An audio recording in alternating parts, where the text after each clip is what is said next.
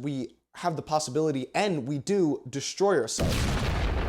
My name's Keanu, and today I want to talk about serving God and not yourself. In other words, giving up your own desires for God's desires and His will. Now, Proverbs 16:25 says, "There is a way that seemeth right unto man, but the end thereof are the ways of death." We all have desires and want to do our own thing.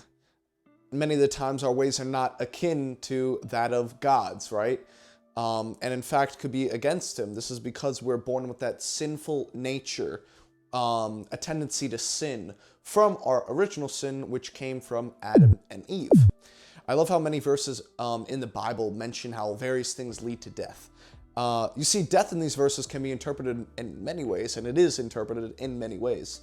The first being literally dying, death, dying. And I used to think that death in these verses meant hell, like it always meant hell. But you see, a lot of times in these verses, it means spiritual death, a separation of our soul from God. Follow me.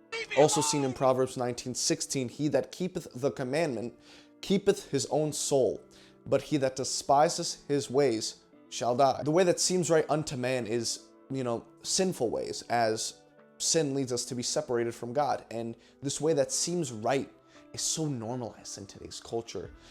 We see this in ideals such as you only live once, or gossiping, fornication, drinking in abundance, corn, adultery, you get the point. And I often, as a young adult, get told, like, you're young, go have fun, like, do this, do that. And I'm like, why? Like, why? Like they want me to chase, like, some temporary pleasure. And I'm like, why? Like, what would I gain, right? In the long run, what would I gain? It's pointless. But yet we rather live by current preferences and not by the long-term truth. We're blinded.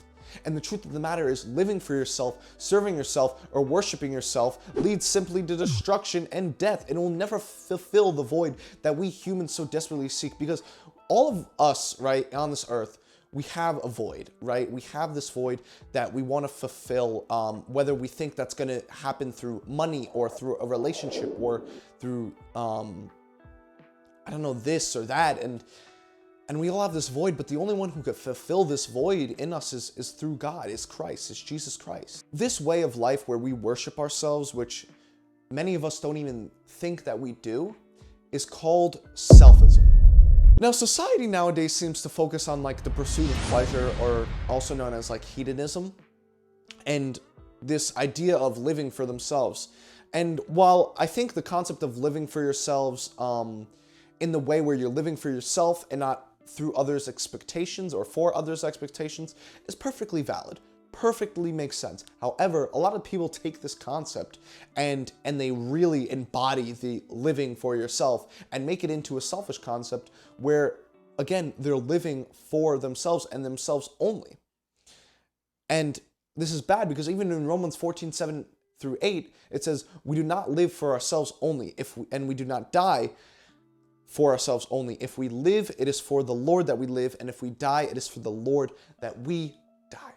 And this is not to say to not love yourself, right? All right, you should love yourself, but there's a difference between loving yourself and idolizing yourself.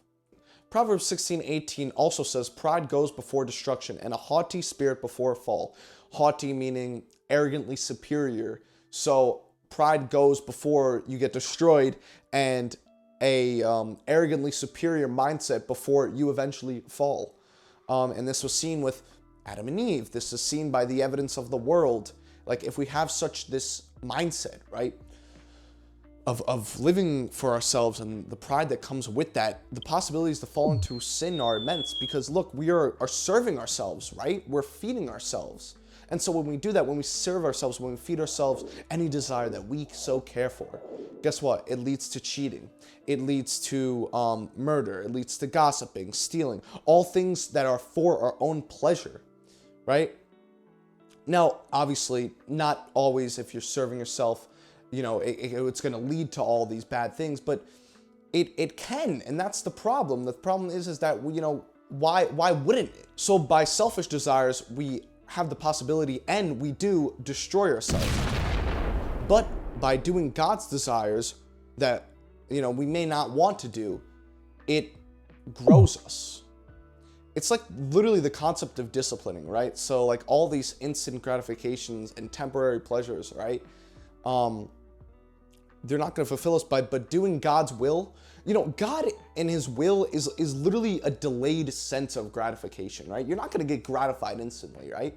But you're going to have that delayed sense of gratification, and the delayed sense of gratification is always much, much better than the instant gratification. So God's desire is for us to know him, to love him, and to obey him, which through obeying him, we show our love for him. Matthew 16:25 says, whosoever shall save their life will lose it, but whosoever loses their life for me shall find it. You like that word, find it? We're going to find our lives when we serve God instead of serving ourselves. To lose your life for God is to deny yourself and pick up the cross. In other words, leaving behind your desires, leaving behind your evil desires, and following God's way and his commandments. And I know I've been talking about like evil desires, sinful desires, but there's a lot of desires that we have that are not inherently sinful, right? But a lot of these desires can take us away from God and lead us to more sinful desires. An example is social media scrolling, being like addicted to social media and, scrolling and scrolling, or listening to very dark music.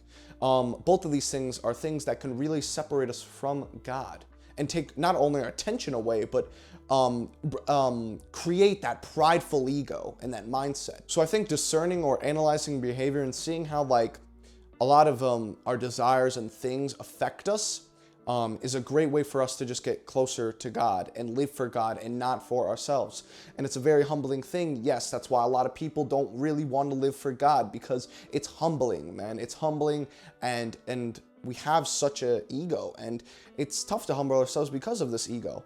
Not only to humble ourselves to admit that we have a problem, but to humble ourselves to serve something greater than us, right? Our own ego gets in the way, but that's the problem.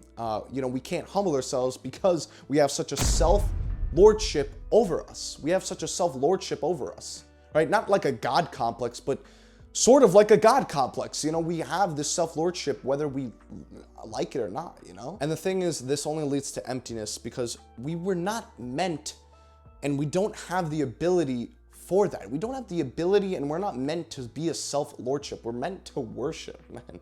That's why, we were created, right? There's a creator. We were meant to worship the creator, not become the creator, because we're not the creator. That's why we must serve God and not for ourselves. And there are some ways that you can serve God and not yourself. For there's a life beyond just this temporary life on earth. And if we want to live the life on earth that we were meant for, that we were purposed for, it is only through God and his will and his desires, man. As for God, his way is perfect. The word of the Lord is flawless. Psalm 18:30, that's the first sentence. I hope this video blessed you. If you got any questions or video ideas or problems with this video, let me know. I hope this video blessed you, and I hope you have a blessed rest of your day. Amen.